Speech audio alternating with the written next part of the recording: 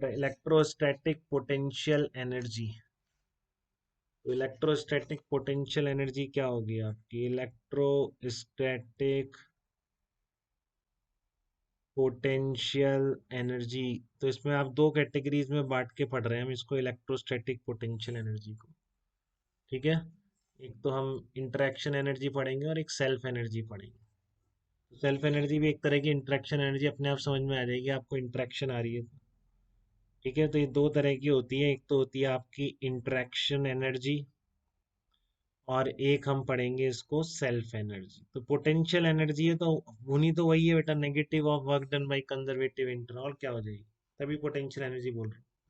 ठीक है, तो इंटरेक्शन एनर्जी का क्या मतलब है? दो पॉइंट चार्जेस की इंटरेक्शन एनर्जी का मतलब है कि जब point charges small are distance पर है तब उसकी एनर्जी कितनी है।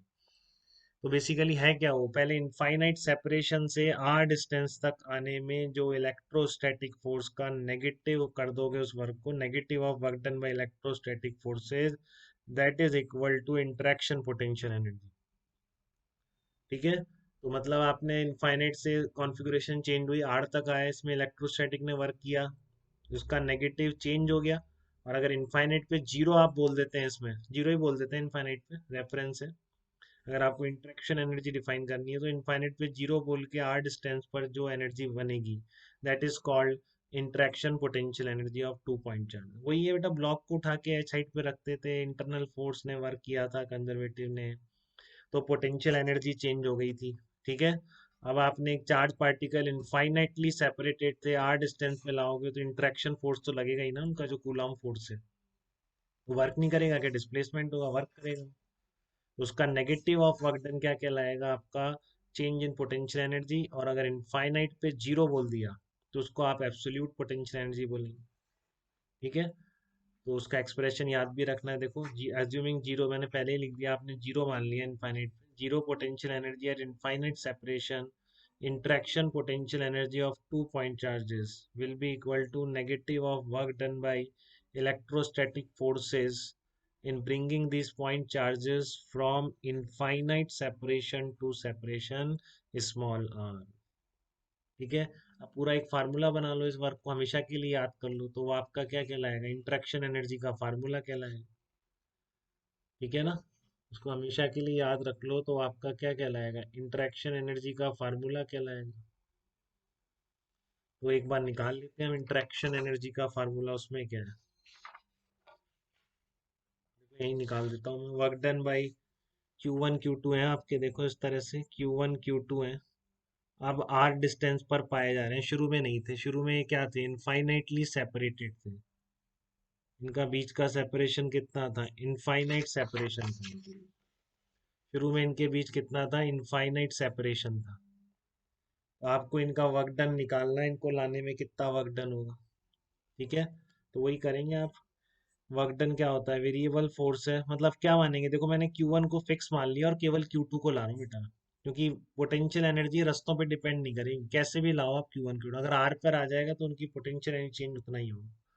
ठीक है ना, क्योंकि पोटेंशियल एनर्जी में वर्क डन जो होता है पाथ पे डिपेंड नहीं करता। तो मैंने एक रास्ता बना लिया जिससे मैं इजीली इसका वर्क निकाल पाऊँ। मैंने Q1 को फिक्स बोल दिया, Q2 को इनफाइनाइट से लाकर आर डिस्टेंस पे रख रहा हूँ। तो इस पूरी प्रोसेस में इलेक्ट्रोस्टैटिक फोर्स कितना वर्क करेगा, कैसे निकालें? Integration F vector dot D R vector कर दे। ठीक है, इसी को मैं एक्स एक्सेस बोल देता हूँ, और क्या करें, इसी को एक्स एक्सेस बोल देता हूँ। तो डी आर वेक्टर कितना आ जाएगा आपका? डी एक्स आई कैप प्लस डी वाई जे कैप प्लस डी जेड के कैप आ जाएगा। तो ये डी आर वेक्टर आ जाएगा आपका, डी एक्स आई कैप प्लस डी वाई जे कैप प्लस डी जेड के कैप। ठीक है, और एफ वेक्टर आप क्या बोल सकते हो? K Q upon R square I cap बोल सकते हो। एक्स की टर्म में लिख रहे हैं, जनरल एक्स पे लिख रहे हैं किसी पॉइंट पे, तो के क्यू अपॉन एक्स स्क्वायर कर, इसमें रख दो, इसको उठा के कितना आ गया? के Q upon x square I cap dot D x I cap D Y J cap, ला रहे एक्स एक्सेस क्या होंगे? डी वाई डी जेड वैसे ही जीरो है। ठीक है ना, तो उसमें कोई बात नहीं है, के Q upon x square D x कर दिया। अब x की वैल्यू कहाँ से कहाँ तक वेरी कराई है आपने? इनफाइनाइट से r तक वेरी कराई है x की वैल्यू। एक्स की वैल्यू इनफाइनाइट से आर तक आप वेरी करा रहे हो, यही हो रहा है ना, इनफाइनाइट से आर तक आप ला रहे हो, तो इसमें जो work done by conservative negative of this work will be equal to change in potential energy.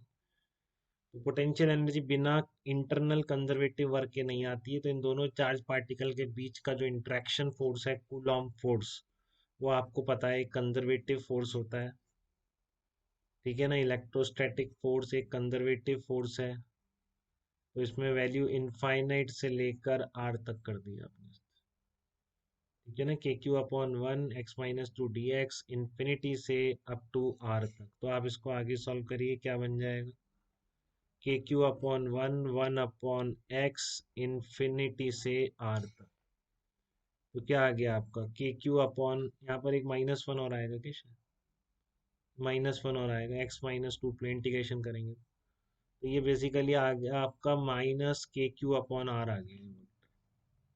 तो चेंज इन पोटेंशियल एनर्जी क्या बोला जाएगा, नेगेटिव ऑफ वर्क डन, तो कितना आ गया के क्यू अपॉन आर। तो ये क्या है बेटा, फाइनल माइनस इनिशियल आया, फाइनल कॉन्फ़िगरेशन में एनर्जी माइनस इनिशियल कॉन्फ़िगरेशन में एनर्जी। अब इनफाइनाइट से ला रहे थे, अगर वहां पर जीरो बोल देते हैं आप तभी है बेटा, नहीं तो चेंज के क्यू अपॉन आर होता है। अब इनफाइनाइट पे कुछ और बोल दी, कभी आपको क्वेश्चन दे दिया कि इनफाइनाइट पे आप 2 जूल मान लो, तो बताओ आर डिस्टेंस पर interaction energy of charge particle कितनी होगी। तो इनफाइनाइट से आर तक का चेंज के क्यू अपॉन आर है, तो यहाँ पे इस पर चेंज करके निकाल लेना, कंफ्यूज मत हो जाना। अभी मैं जीरो रख रहा हूँ, -2 +3 +1300 +1500 कुछ भी रख सकते हो। उसके अकॉर्डिंगली फाइनल पोटेंशियल एनर्जी कितनी आ जाएगी के क्यू, अब अगर इनफाइनाइट पे जीरो मान रहे हो, अच्छा मैंने गड़बड़ कर दी यहाँ पर, मैंने फोर्स सही नहीं लिखा है इनका, क्यू वन, Q1 Q2 कर लो आप इन सब जगह में, इलेक्ट्रिक फील्ड ही लिख दिया मैंने, Q1 Q2 यूनिट चार्ज के लिए निकाल दिया मैंने, Q2 को वन मान लिया बेसिकली, लेकिन अब Q1 Q2 से लिया था, तो आप इसको Q1 Q2 लिख के करो, ठीक है ना। के Q1 Q2 अपॉन आर इस तरीके से आएगा सब जगह, क्योंकि आपका फोर्स के Q1 Q2 upon R square होगा ना, ये मैंने पोटेंशियल का एक्सप्रेशन निकाल दिया, तो ये कितना आ जाएगा आपका के Q1 Q2 upon R final energy आ गई।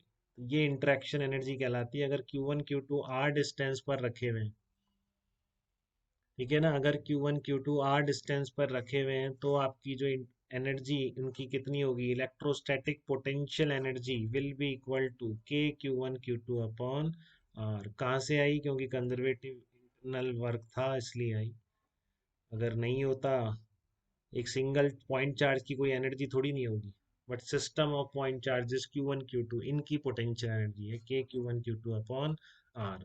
तो ध्यान रखेंगे इसको, बिल्कुल भूलेंगे नहीं, ठीक है। 11 बजे क्लास है क्या आप लोगों की?